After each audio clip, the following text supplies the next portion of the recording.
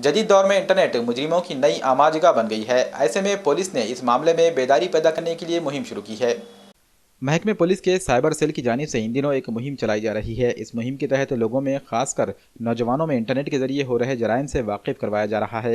Internet के इस्तेमाल के जरिए कई बार bank account number, ATM password या लॉटरी जीतने जैसे कॉल करके जराइम पेशा लोग आवाम को नुकसान पहुंचा रहे हैं। ऐसे में लोगों में बेदारी पैदा करने और साइबर जराइम के कानून से वाकिफ करवाने के लिए पुलिस की साइबर ब्रांच मुस्तैद हो गई है। साइबर महकमे के इंस्पेक्टर राजेंद्र शाहाने ने इस मामले में वर्कशॉप लेने का फैसला किया है।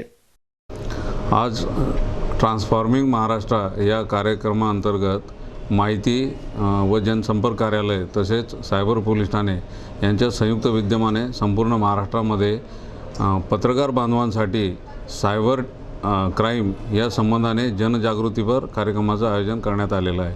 त्याच कार्यक्रमाला एक कडी जोडण्यासाठी आपण नांदेड जिल्ह्यात पोलीस अधीक्षक कार्यालयात हा कार्यक्रम पत्रकार बांधवांसाठी आयोजित केलेला आहे। या कार्यक्रमामध्ये बेसिकली सायबर क्राईम, त्याचे वेगवेगळे प्रकार आणि या सायबर क्राईमपासून दक्ष राहण्यासाठी काही ज्या टिप्स आहे याच्यावरती पत्रकार बांधवांनी आपापल्या वर्तमानपत्रातून लिखाण करावं, ज्याच्यातून व्यापक जनजागृती होईल आणि लोक जे आहे खबरदारीच्या उपाययोजना या सगळ्या अंमलात आणतील आणि कोणीही सायबर क्राईमला बळी पडणार नाही, कोणाची फसवणूक होणार नाही, त्या दृष्टीने काही टिप्स ज्या आहेत त्या आपण याच्यामध्ये या कार्यक्रमात सूचनापर सर्वांना दिलेल्या आहेत। या कार्यक्रमासाठी जिल्ह्यातील सर्व महत्त्वाचे जे वृत्तपत्र आहेत यांचे प्रतिनिधी या कार्यक्रमासाठी सर्व हजर राहिले, त्याबद्दल नांदेड जिल्हा पोलीस दलाच्या वतीने मी सर्वांचे आभार मानतो।